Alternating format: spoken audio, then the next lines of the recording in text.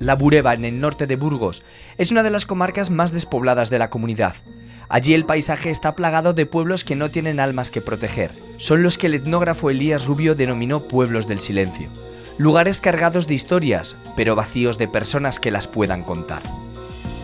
Porque aquí puedes entrar a cualquier sitio, todas las puertas están abiertas y es como vivir la vida de los otros. Si no hay gente, el expolio es lo que le espera, la ruina y la destrucción. Desde mi experiencia, es mejor que haya ruinas que no haya nada, porque por lo menos cuando hay ruinas hay memoria.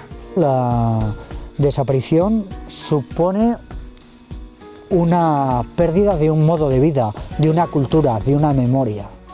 1000 años de historia y están abocados a desaparecer.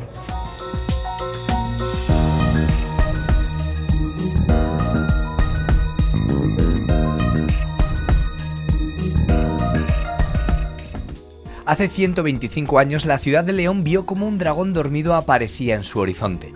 Un tal Antonio Gaudí llegó a la ciudad para construir su primer edificio vecinal.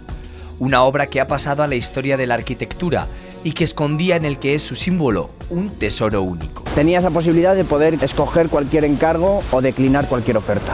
El día que le graduaron, cuando le entregaba el título, dijo: hoy no sé si le entregamos el título a un genio o a un loco. Le gustaban los retos, quizás por eso se traslada aquí en León y aprovechando esa disyuntiva de que se encontraba ya en la provincia. Ese nuevo obispo que entra a la archidiócesis, incluso toda la archidiócesis, le trataba de forma hostil y no quería que los promotores o que otros arquitectos o aparejadores tomasen parte en aquello que él hacía.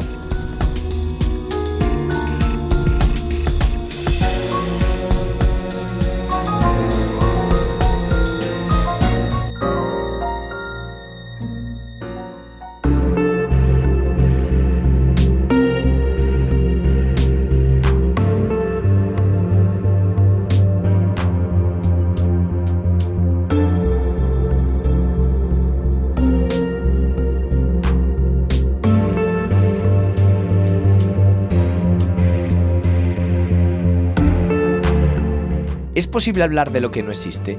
¿Sentir lo que no se ve? ¿Volver al pasado? Sí, es posible. Hay personas que tienen el don de mirar atrás, a aquellos lugares que hoy no dicen nada de forma directa. Y que hasta no hace mucho tiempo fueron el escenario de las vidas, de los sentimientos y de los sueños de cientos de personas. Javier Ortiz es una de esas personas capaces de convertir el silencio en imágenes. Hace menos de un año, decidió dar voz a los pueblos de Burgos que por uno u otro motivo se quedaron sin ella. Él sintió la voz de aquellos muros y tapiales olvidados.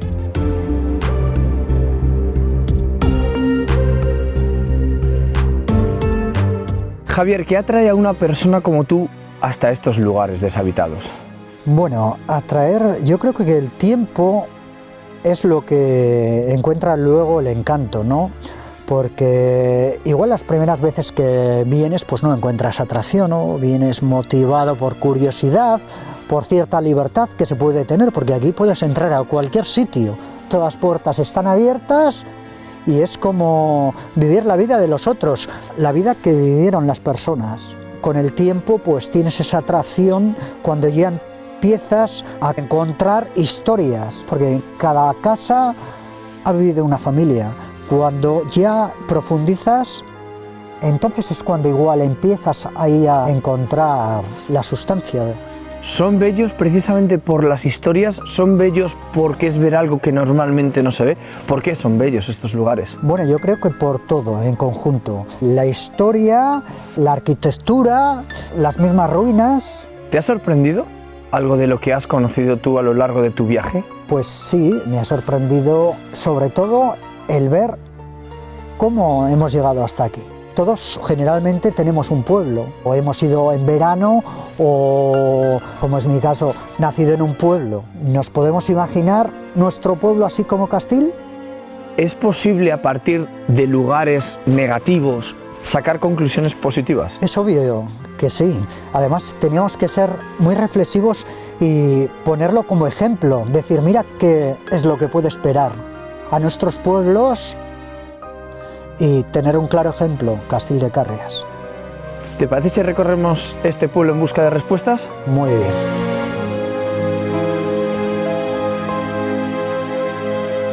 En el 2018 se cumplen 20 años de la publicación de este libro, Los pueblos del silencio. El escritor y etnógrafo Elías Rubio decidió recorrer todos aquellos pueblos a los que los tiempos modernos les habían despojado de su vida. Ael, Hierro, Betarres. Estos son algunos de los pueblos que recuperaron el aliento gracias a la tinta y el papel. Javier, ¿qué supone ese libro para ti? Bueno, supone muchos años, ¿no? Recorriéndolo esos lugares. Una experiencia pues muy gratificante, ¿no? Con muchas reflexiones, que es lo que lleva pues a un pueblo como este, como Castil, a estar como está. ¿Cuándo descubriste esa obra? Bueno, la primera edición en el 98 cayó por mis manos y realmente pues fui a recorrer los pueblos. Y después, ahora que se van a cumplir este año el 20 aniversario, pues volví a recuperar en el 2014. ¿Por qué llama la atención a una persona como tú una obra como esa? Bueno, yo soy enamorado de los pueblos, ¿no? Y del mundo rural. Entonces es una obra fundamental. Elías pues es el gran etnógrafo de la provincia de Burgos y mucha gente pues no le conoce y creo que tendría que ser hasta materia obligada, mismamente hasta en los colegios, una obra como esta, porque eso ayudaría a prever por lo menos que no vuelva a pasar esto que está pasando. Aquella obra recogió en total 64 pueblos, que a su nombre oficial se le añadió un apellido, Silencio. Localidades que quedaron marcadas en el imaginario de Javier Ortiz, que en el año 2014 recuperó una obra que le gritaba un deseo, volver a dar vida a aquellas localidades, pero esta vez con la cámara. ¿Y por qué hacer un documental sobre pueblos que ya no existen? Yo, enamorado de la obra de Elías, tenía la obligación y como homenaje a él y homenaje también a las personas que vivieron en estos pueblos, para que la memoria no se pierda también. ¿Qué es lo más complicado de hacer un documental así? Bueno, son 64 pueblos y la provincia de Burgos es bastante extensa, entonces hay que patearlo mucho. Tiempo muchísimo, porque por ejemplo ahora se va a cumplir 20 años de la primera edición, pues me recorrí los 64 pueblos. Luego en el 2014 volví a recorrerlos. Luego tuve que desechar muchas imágenes. Aquí, por ejemplo, en este pueblo, una de las veces que vine, pude tomar 150 tomas en Castil de Càrries. ¿Has vuelto a visitar alguno de esos pueblos y ya no existían ni siquiera los cimientos? Sí, he vuelto a visitar con desagradables sorpresas. Por ejemplo, la iglesia, pero estar en una semana con una semana de diferencia y haber tirado la iglesia. ¿Falta respeto hacia estos lugares? Sí, mucho respeto. Nada más hay que ver aquí la iglesia cómo está o cómo está el ayuntamiento, la casa consistorial. La puerta abierta y... En el año 1986 la Comisión Europea publicó una lista con las zonas más desfavorecidas de España. En ella aparecían los nombres de más de 5.200 localidades. Una letanía que marcaba en rojo a pueblos como Castil de Càrries, una localidad escondida en los montes de Oca y que consiguió sobrevivir durante más de 20 años con tan solo un vecino.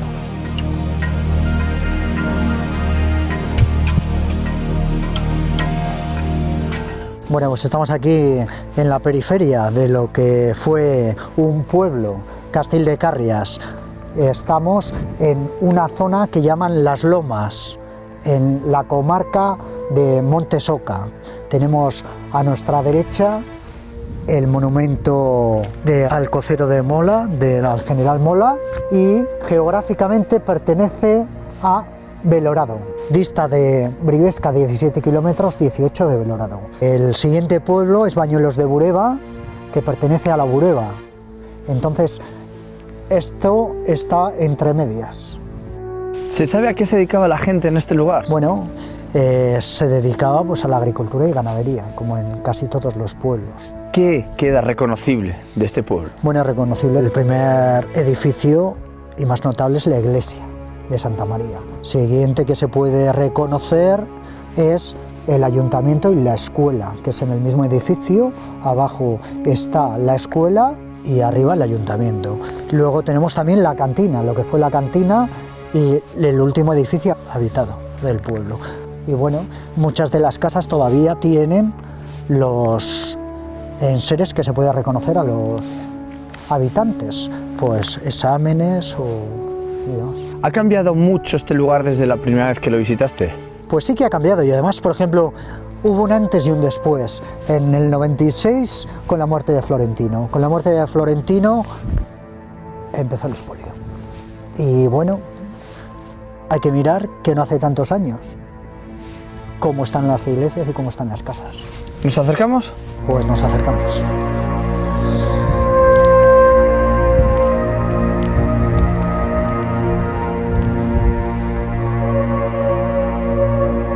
Castil de Carrias supone la última página de la realidad del mundo rural. Un desenlace que para algunas localidades es inevitable.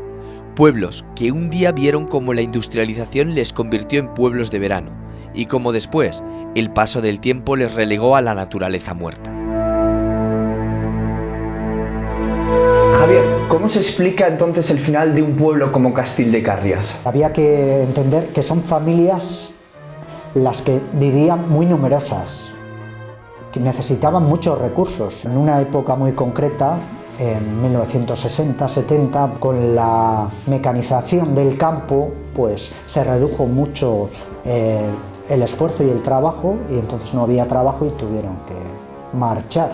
Y luego, a raíz de la industrialización de las ciudades, pues había mano de obra y había trabajo, entonces desapareció.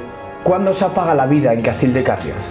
En Castil de Carrias tiene un día concreto y un año, 1996. 1970 se marchó la última familia y solo quedó Florentino González, el Patillas, que regentaba el bar. El final es dramático. Un día frío de enero de 1996 lo encontraron muerto unos cazadores aquí mismamente, donde nos encontramos hoy. Estaba tirado y cuando lo encontraron los cazadores el puchero todavía hervía en la lumbre. ¿Todavía hay gente que recuerda estos lugares? Una vez que un pueblo desaparece, su memoria se pierde. No se pierde, y sobre todo, por ejemplo, este pueblo. Castil de Carrias se celebra todos los años una fiesta. En septiembre, los descendientes del pueblo realizan una fiesta. Puede haber hasta 200 personas. ¿Es fácil encontrar testimonios de la gente que dejó estos pueblos? Sí que es fácil. Ahora, por ejemplo, también con internet, pues es mucho más fácil. Pero siempre se encuentra, en el sitio menos insospechado se encuentra gente. Desde tu experiencia, ¿cuándo definitivamente desaparece un pueblo? Desde mi experiencia, es mejor que haya ruinas que no haya nada. Porque por lo menos cuando hay ruinas hay memoria. Y bueno, hay personas, por ejemplo, como Elías Rubio, que nos han metido esa memoria en los libros. Y gracias a él, pues podemos estar hoy aquí y recordar las historias que pasaron en ellos. En 1980, Castil de Carrias se hizo famoso. Su último vecino, Florentino González, regentaba el bar y se convirtió en la ruta, digamos, el kilómetro cero de los pueblos abandonados. Por aquellos entonces no era tan habitual un pueblo abandonado o con un habitante, y venían autobuses. Se hizo famoso a nivel nacional por los programas de radio, prensa escrita y demás. ¿Has conocido pueblos con vecinos que después hayas ido y se hayan quedado sin ellos? Sí, claro. Unos cuantos. Hierro, hay muchísimos pueblos. Estos lugares dan para pensar, ¿no? Pues sí, son muy reflexivos, sobre todo cuando pasas un montón de tiempo. Te da para, por lo menos, reflexionar hacia dónde vamos y qué es lo que pasó. Bueno, el lugar tiene una carga emotiva. Pasó más de 20 años solo, Florentino. Esta es la cama donde él dormía todos los días de esos 20 y tantos años. Entonces hay que ponernos en su piel e imaginar qué es lo que pensaría su cabeza estando tanto tiempo solo y viendo el pueblo en qué estado estaba, un pueblo que seguramente él había querido muchísimo y lo había conocido con vida.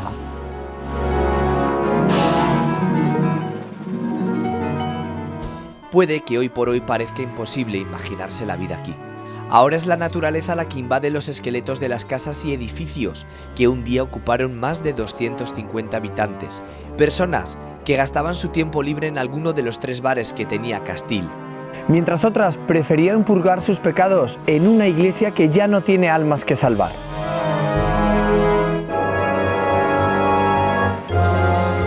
Javier, ¿dónde nos encontramos ahora mismo?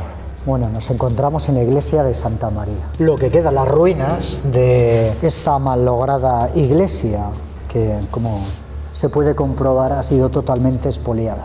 ¿Es el destino de todos estos pueblos del silencio ser expoliados? Pues lamentablemente sí. Si no hay gente, el expolio es lo que le espera. La ruina y la destrucción. ¿Qué factores explican que un pueblo desaparezca?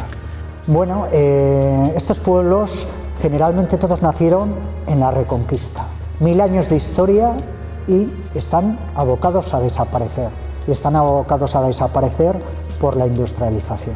Por un tema sociocultural también de decir se vive mejor en las ciudades. La mentalidad que había en los años 70 y 80 era que en las ciudades había comodidad de vida.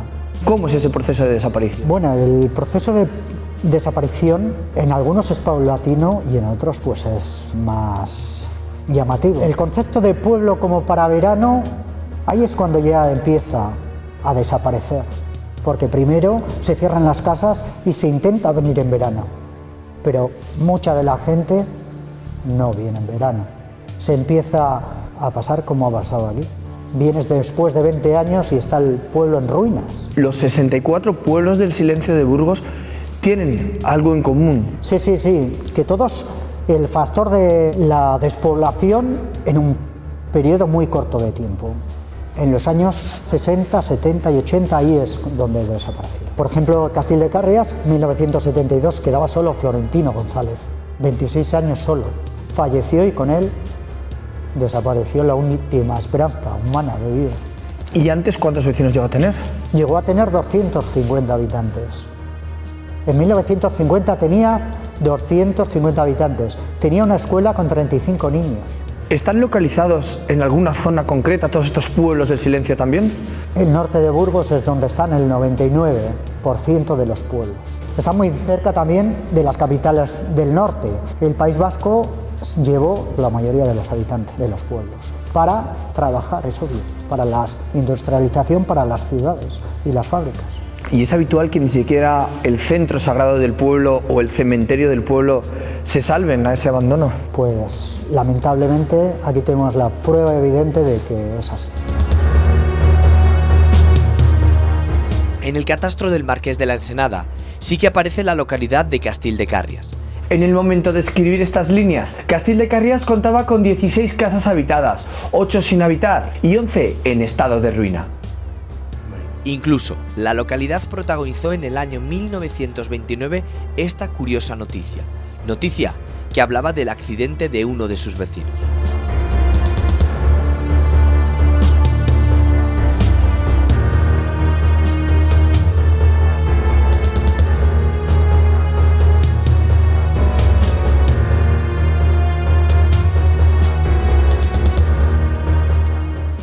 La Bureba fue una de esas zonas marcadas por el destino en negro. Al este de Castile de Carrias aparece otro nombre sin apellido, Loranquillo.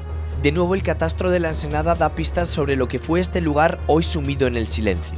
A mediados del siglo XIX, aquí vivían 24 vecinos, 5 viudas y un habitante. ¿Es casualidad que en esta zona de la Bureba haya tantos pueblos abandonados? Bueno, es una realidad que es en la provincia de Burgos, el norte de la provincia de Burgos. Tenemos aquí este pueblo, Loranquillo, que no dista mucho del pueblo que acabamos de estar, Castil de Cárrayas. Y sí que es cierto que es una realidad que en un sitio tan pequeño como puede ser la Bureba haya muchos pueblos abandonados, pero es la realidad. ¿Cómo es el fin de Loranquillo? Loranquillo es un final muy dramático también, pues como el de Florentino González en Castil de Cárrayas.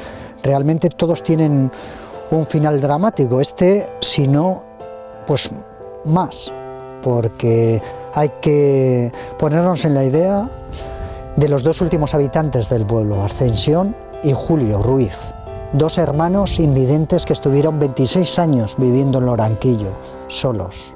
Es decir, que es una desaparición contemporánea a Castil. Igual, en los mismos años, en el 96 desaparecieron los dos. Y ahora mismo, ¿este pueblo qué rastro de vida puede tener? Bueno, pues vida, la gente que viene de fin de semana con bicicleta, o los labradores que tienen algunos el pabellón, el que viene a labrar las tierras, el resto, nada.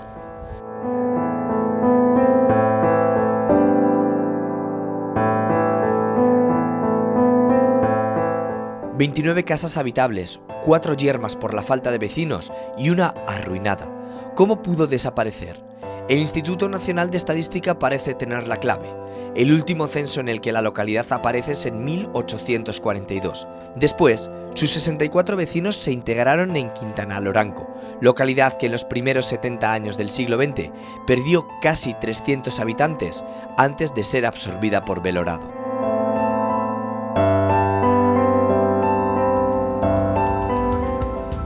Este es un fenómeno imparable. Bueno, imparable, pues yo creo que sí que va a ser imparable, porque los pueblos están perdiendo, parece, el encanto. Entonces la gente, la comodidad de la ciudad, los servicios, el tiempo nos está dando la razón que es así. Como sucedió en este y en tantos lugares que está sucediendo ahora mismo. Vivimos en una sociedad en los pueblos que es una sociedad envejecida. El 80% de los núcleos de población pequeños en lo que es en España son gente envejecida. Bueno, Loranquillo se puede ver, la iglesia no sé hasta cuánto, porque mira en qué estado está, y bueno, poco más. Las casas también están en un estado lamentable. Y además este pueblo tuvo fábrica de agua, ¿no? Bueno, había una fábrica de agua, Aguas Vivas, que el nombre se las trae también, porque viendo el estado en que se encuentra el pueblo, en 1940, Julio Ruiz, un madrileño descendiente del pueblo, pues se volvió al pueblo y hizo lo de Aguas Vivas. Era un manantial de agua, lo comercializaba, embotellaba el agua. La desaparición supone una pérdida de un modo de vida, de una cultura, de una memoria. Hay que tener en cuenta de que esto no está escrito. Todo lo que nos rodea tiene un nombre. Esa loma tiene un nombre, el río tiene un nombre, el arroyo tiene un nombre y eso se pierde. Perdemos nuestro pasado, eso pierde.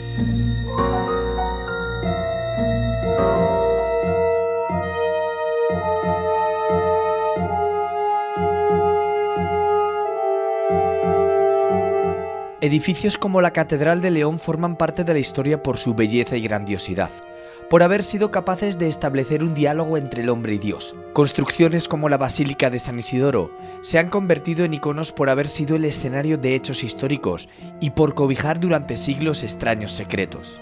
En cambio, otras se hacen grandes no solo por la forma, sino también por la firma que las acompaña. Y de entre las miles de firmas posibles, hay una que destaca por encima de todas. Es esta, la de Antoni Gaudí i Cornet.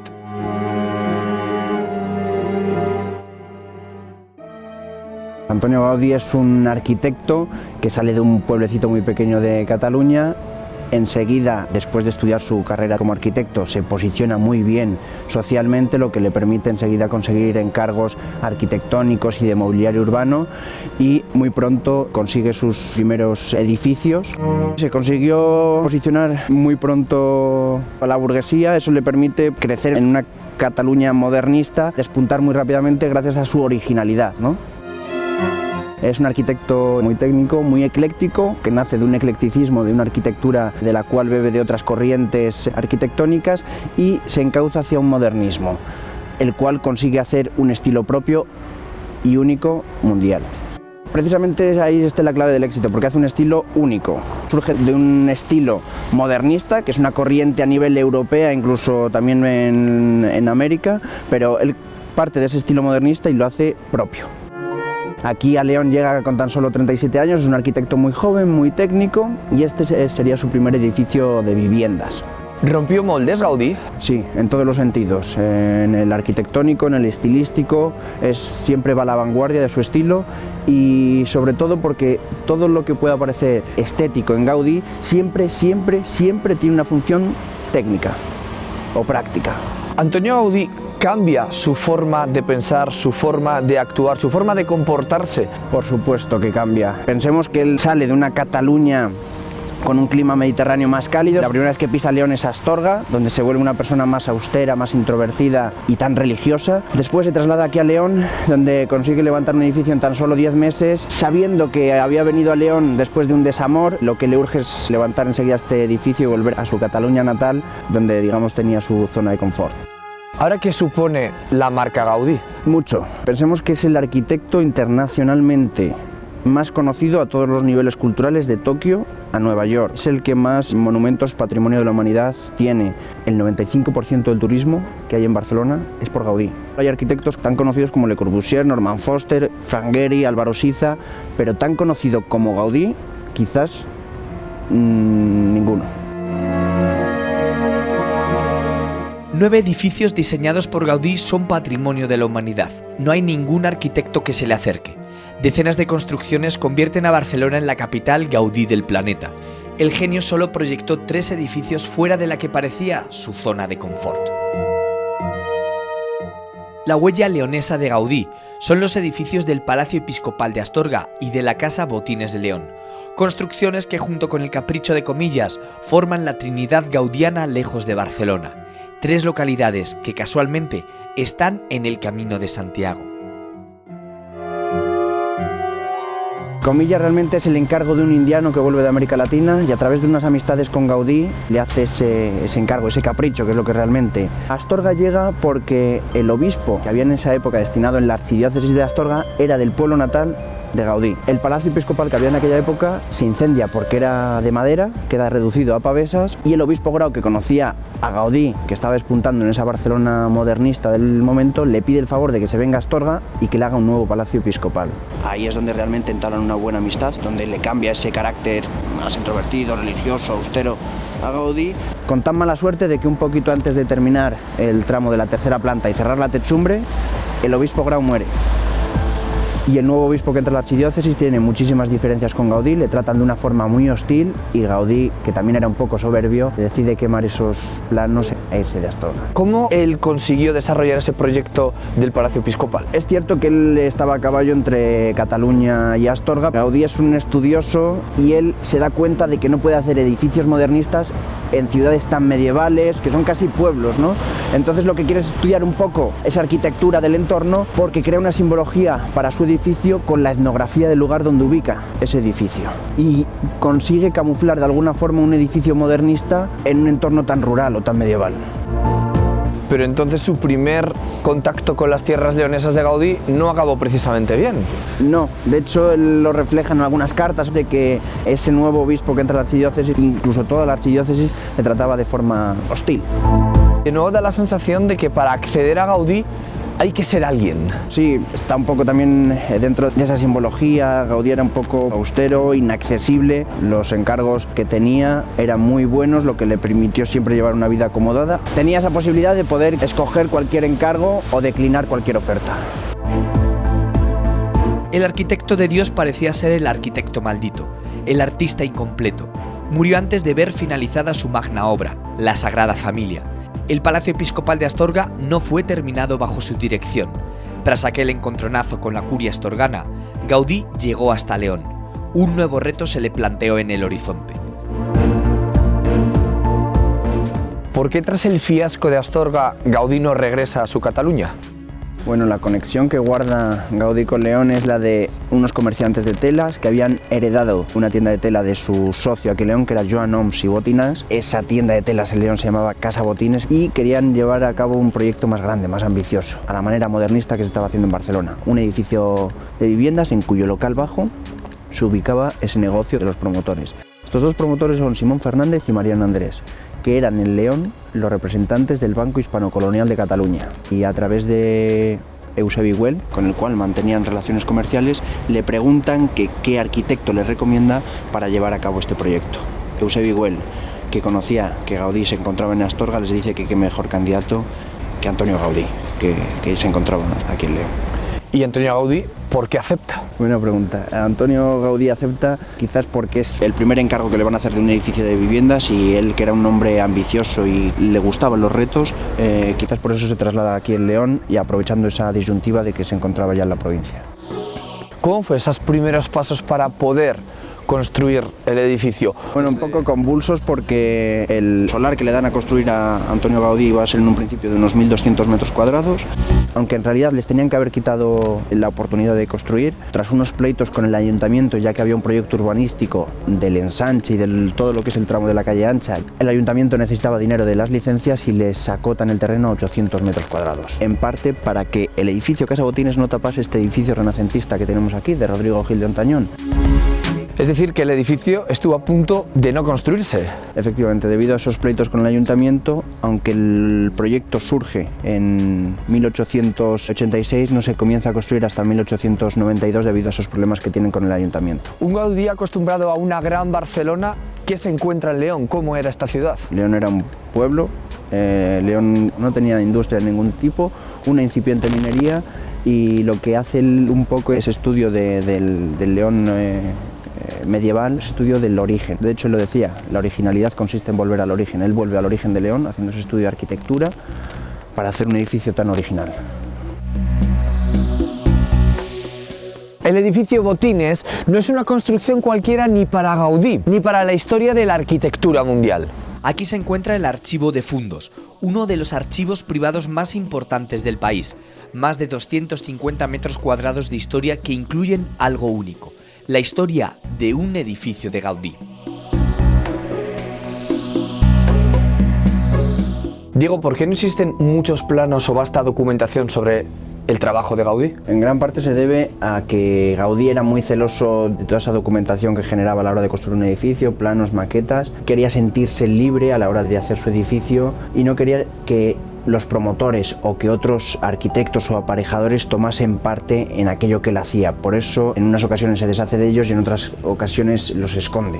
Trabaja con otro tipo de elementos, ¿no? Exacto, no solamente con planos, con alzado, planta, temas de cargas, sino también con maquetas de arcilla o de barro, las cuales él iba modificando a su antojo y después lo trasladaba al edificio. Yo creo que es en parte un poco pionero en ese sentido, y le da también un halo de mágico a Gaudí el hecho de que sea tan celoso al esconder toda esa documentación y no querer mostrarla. Gran parte de toda esa documentación se perdió en la Sagrada Familia, en un incendio que hubo durante la Guerra Civil, donde sobre todo se perdieron planos, dibujos, diseños que él hacía. hacía anotaciones a los márgenes de toda esa documentación que él generaba. Nosotros conservamos los planos ya que cuando Casa Botines va a ser declarado Monumento Nacional, deciden llevar a restaurar el conjunto escultórico que tenemos encima de la puerta de ingreso al edificio, que es San Jorge matando un dragón. Descubren que dentro de la mandíbula del cocodrilo hay escondido un tubo de plomo, el cual extraen. Se encontraban los dos únicos planos originales que se conservan, firmados de puño y letra por Antonio Gaudí, un calendario de obras que data al comienzo de las obras y periódicos de la época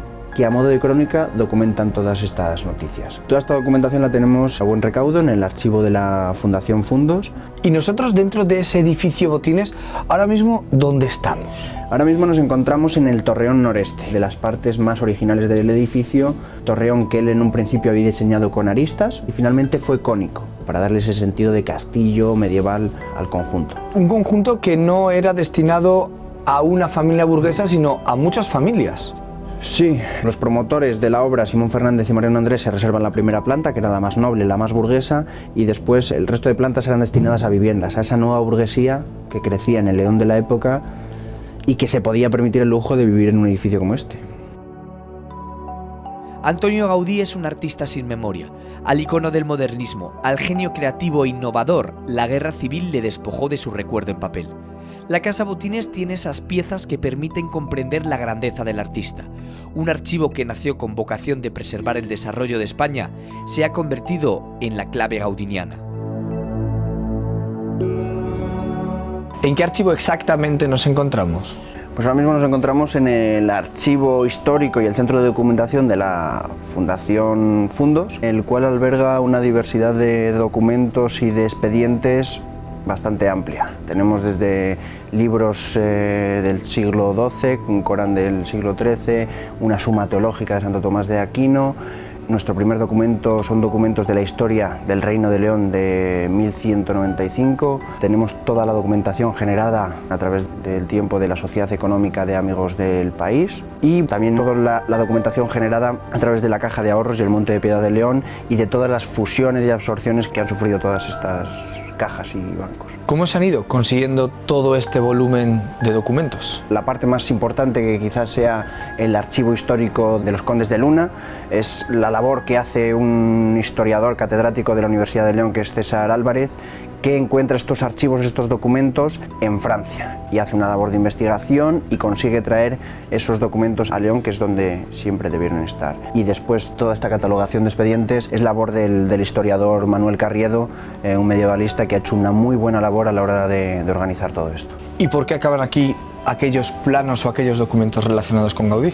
Pues porque precisamente es la Caja de Ahorros y el Monte de Piedad de León, que como se ubicaban en el edificio Botines, en el edificio de Gaudí, son los que descubren esos planos y esa documentación que Gaudí esconde dentro de la mandíbula del cocodrilo. Y a partir de ahí se genera toda una documentación del edificio, de Casa Botines, y se crea el Fondo Gaudí.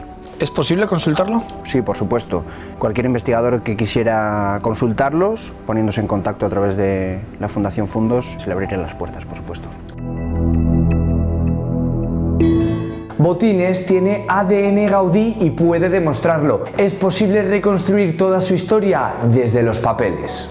Ver lo mismo que vio Antoni, descifrar las líneas que contemplaron los maestros de la obra, un auténtico viaje en el tiempo a aquel León de apenas 13.000 habitantes que vio cómo a la sombra de su catedral comenzó a surgir un nuevo edificio. ¿Qué documentos sí se conservan aquí?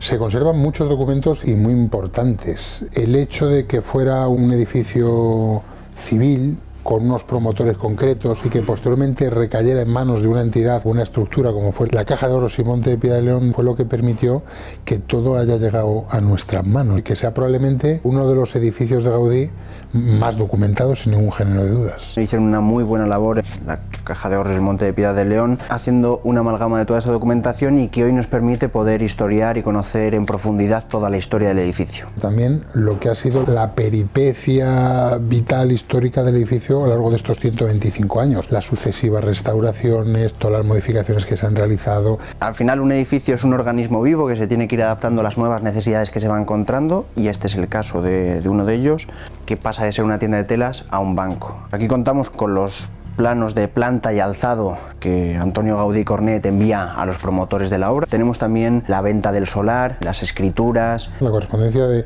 El Monte de Piedad indicando los precios de los alquileres de las distintas viviendas que había en el edificio, que en este documento que tenemos fechado en agosto del 1928 nos dice que las rentas por planta baja generaban 12.500 pesetas y las rentas por los pisos 15.750 pesetas, ¿no? Da idea del valor que tiene el tener documentado un edificio que es monumento nacional desde 1969, que es bien de interés cultural, que es candidato a ser patrimonio de la humanidad y que es obra de un icono universal. Lo cierto es que era un artista completo en todos los sentidos, el Leonardo da Vinci o el Miguel Ángel del siglo XIX. Y vemos la firma de Antonio Gaudí, la firma de los promotores, y vemos ese dibujo absolutamente fantástico en pluma sobre papel vegetal con ese león que Gaudí dibujó para identificar la ciudad con el edificio y saber que es de su puño y letra. ¿El edificio Botines es tan único como parece? Sí, es realmente único. Fernando Chueca Goitia decía que el Gaudí de Casa Botines es el Gaudí más arquitecto, porque es el Gaudí que consigue unir funcionalidad técnica y arte sin solución de continuidad. Fue también su primera experiencia abierta con el neogótico, una obra en la que él se implicó de principio a fin. Él construyó totalmente, hizo el acopio de los materiales, definió el proyecto perfectamente y dotó al edificio de muchas soluciones técnicas, pensando en la climatología y en la orografía de la ciudad, pero también en el destino que iba a tener el inmueble, fundamentalmente como un negocio textil, y que también lo convierten en una especie de banco de pruebas para lo que luego fue el resto de su trayectoria arquitectónica. Dicen que la Casa Botines es un dragón descansando y que la gran obsesión de Antonio Gaudí era dotar de vida a sus edificios. ¿Pero cómo? A través de la simbología. Nada es casual en su construcción. Detrás del hormigón, cemento y pizarra hay todo un lenguaje que 150 años después de ser escrito comienza a ser interpretado. ¿También simbología y referencias a elementos que habían marcado su vida? Lo primero, el San Jorge y el dragón. Existe una gran simbología detrás de todos los edificios de Gaudí. Reconocemos símbolos que identifican el edificio con sus orígenes de él como arquitecto, es decir, el Sant Jordi, que es el patrón de Cataluña, la bóveda catalana tampoco es casualidad, y desde luego el lugar etnográfico donde se ubica el edificio, pero también simbología con los promotores que le encargan la obra. Las alusiones simbólicas a la leyenda medieval de San Jorge el Dragón pues son también recurrentes. Hay quien habla que el empleo de la pizarra obedece a eso, a representar las escamas del dragón. También es verdad que le incorpora la pizarra porque es un elemento constructivo muy leonés. Todas las obras de Gaudí responden a un estudio previo y que nada es casual, nada es deliberado, y que Gaudí intenta trasladar mensajes en cada una de sus obras, quiere contar historias, e indudablemente con la Casa Botines también lo hace. Gaudí en León, Gaudí en el Camino de Santiago. A nuestra llegada a su primer edificio de vecinos nos preguntábamos quién era aquel Antonio Gaudí. Ahora, después de caminar por su vida y por su esencia, quizás sea el momento de volvernos a replantear esa duda. Chema es probablemente una de las personas que más tiempo ha permanecido reflexionando delante de estos planos y asumiendo como propia la esencia de aquel genio. Es decir, que Gaudí era una persona muy especial. Claro, era una persona realmente especial. Lo describen pues como una persona un tanto misteriosa, pero con un docto conocimiento, muy expresivo, muy cercano a sus colaboradores, con una honda sabiduría en muchas cuestiones. Hay muchas definiciones de él. Quizás una de ellas fue la del decano de la Facultad de Arquitectura en la que él estudió. El día que le graduaron, cuando le entregaba el título, dijo: hoy no sé si le entregamos el título a un genio o a un loco. Finalmente la historia ha demostrado que se lo entregó a un genio y ha pasado a la historia como uno de los grandes exponentes de la arquitectura de todos los tiempos.